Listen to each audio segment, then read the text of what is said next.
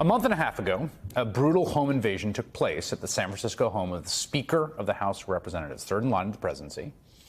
Nancy Pelosi was not there, but her 82-year-old husband, Paul Pelosi, was there, and he was violently beaten with a hammer by the attacker who shouted, "Where's Nancy? Where's Nancy?" during the assault. But almost immediately, some really sickening lies were spun up about the incident, and Paul Pelosi was mocked and vilified by figures on the right like Donald Trump Jr., Tucker Carlson, Ted Cruz, Elon Musk, not to mention the numerous elected Republican officials who served with Nancy Pelosi.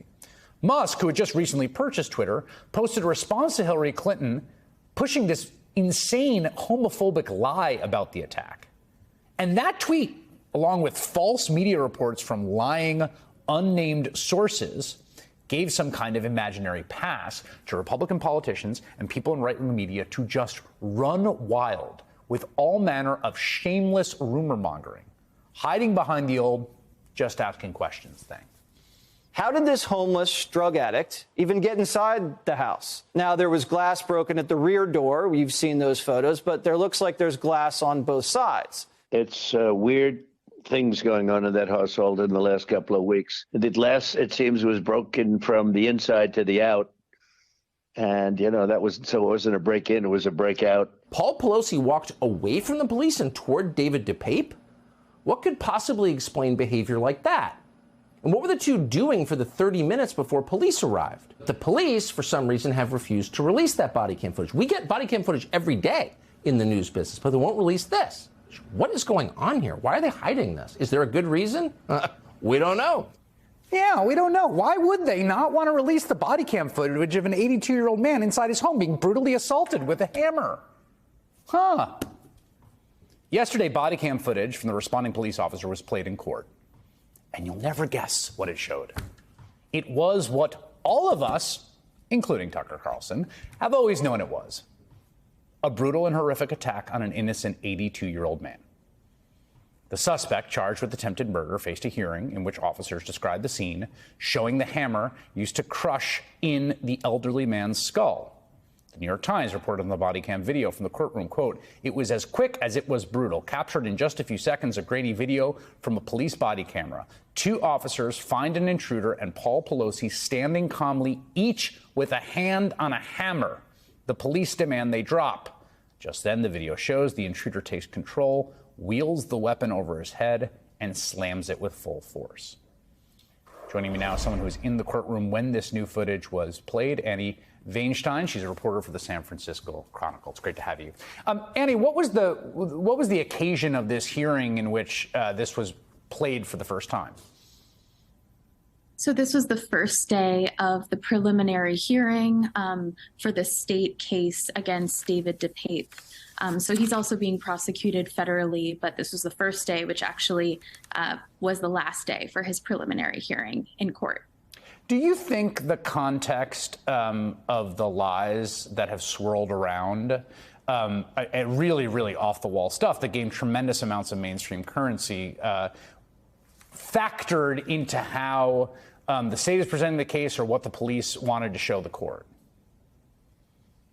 I think it's certainly possible. I also think that at the same time, there's really a mountain of evidence that the prosecution has, in its hands that they presented to the court. I mean, just yesterday in the preliminary hearing, a whole courtroom packed with reporters got to hear the entire 911 call, body cam from SFPD, walking up to the Pelosi residence and witnessing the attack.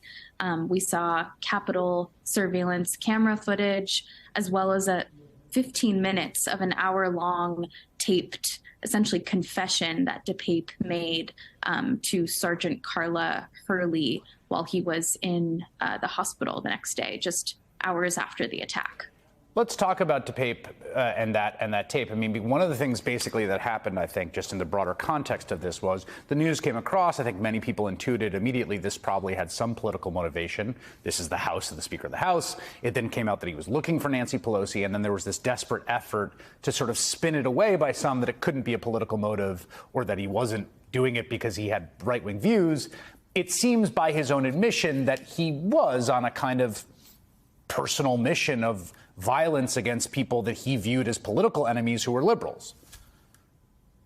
Yeah, absolutely. I mean, he readily admitted to the disgust that he felt toward, an array of, leftist politicians, Democratic politicians in D.C. And in fact, even in the recording, he appeared to be very emotional and in some cases pretty angry when he was describing Pelosi, Trump, and, he mentioned other people on the list that he had plans to target in some way.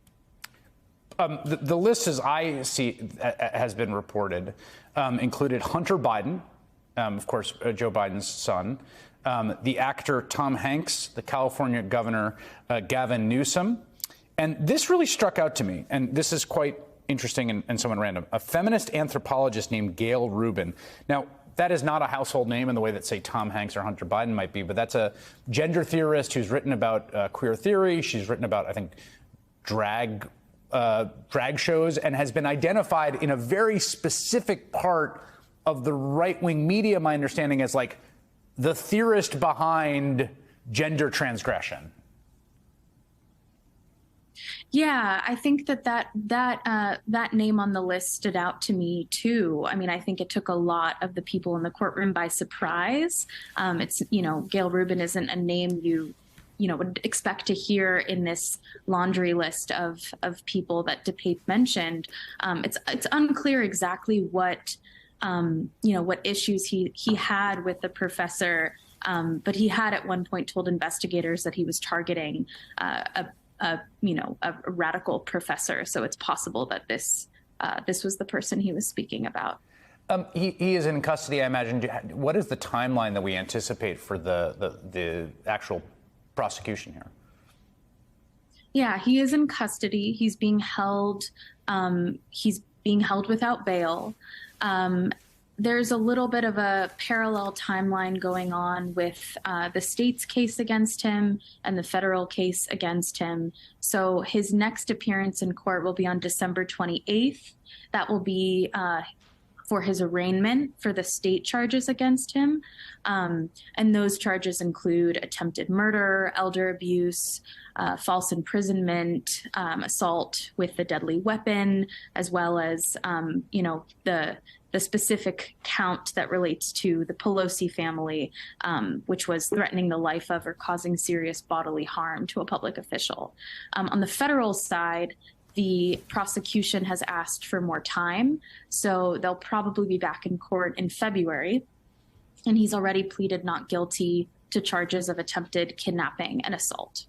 All right. Annie Weinstein doing some great reporting with the San Francisco Chronicle, and thank you for making some time for us. I really appreciate it.